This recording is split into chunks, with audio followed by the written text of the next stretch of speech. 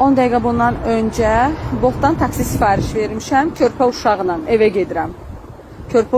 evə gedirəm. Boltdan taksi sifariş vermişəm. Gəldi qardaş, gördü ki, kalyaskamız var, yükümüz var. Chevrolet Orlando böyük cip maşındır. Bizi götürmədi. Körpə xəstə uşağına mən atdı yerə bu soyuqda, gecənin bu saatı. Mən atdı yerə ki, düşün, mən heyvan quş apara bilmərəm, kalyaska qoya bilmərəm taksiyə. Baxın.